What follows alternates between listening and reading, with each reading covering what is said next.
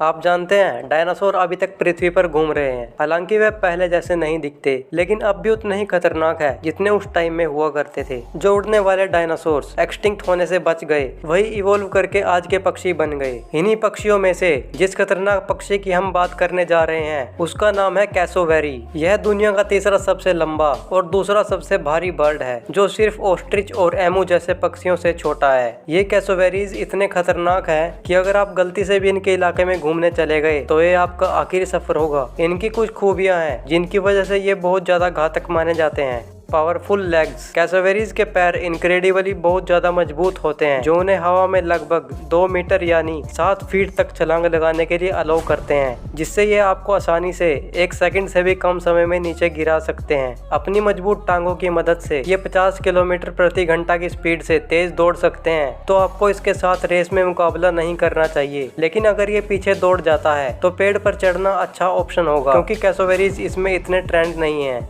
Razor sharp claws. इनके पंजों को देखो, ये 12 सेंटीमीटर तक बढ़ते हैं और अपने शक्तिशाली पैरों के साथ मिलकर ये खंजर जैसे पंजे इनका सबसे घातक हथियार साबित होते हैं, जो चीरफाड़ करने में इनकी बहुत मदद करते हैं। कैसोवेरीज बहुत टेरिटोरियल होते हैं। अगर आप खो जाते हैं और उनके एरिया में एंटर हो जाते हैं तो वे तुरंत आपका पीछा करना शुरू कर देंगे। वे डिंगो और मगरमच्छों से आसानी से अपना बचाव कर लेते हैं, तो सोचिए आपकी सॉफ्ट बॉडी उनके लिए कितनी आसान होगी। बोनी हेलमेट। आप इसके सर पर ये देख रहे हो, इनके पास नुकीले पंजों और पैरों के अलावा ये हड्डीदार हेलमेट होता है जिसे कैस्क कहते हैं। ये इनके ब्रेन को प्रोटेक्ट करता है। कैसोवेरीज इसे हथियार के तौर पर भी इस्तेमाल करते हैं। जब पंजों से मारना काफी नहीं होता तो ये अपने हेलमेट का यूज करके अपने शिकार को जमीन पर गिरा देते हैं और फिर वहीं लड़ाई खत्म।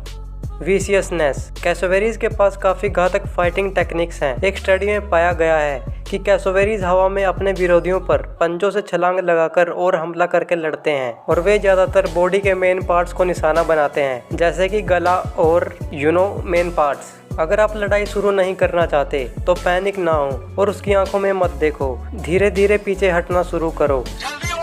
अगर यह हमला करता है तो साइड में कूदें, क्योंकि वे साइडवेज किक नहीं मार सकते। लेकिन सावधान रहें, क्योंकि अगर आप गिरे तो यह टुकड़े टुकड़े कर देगा।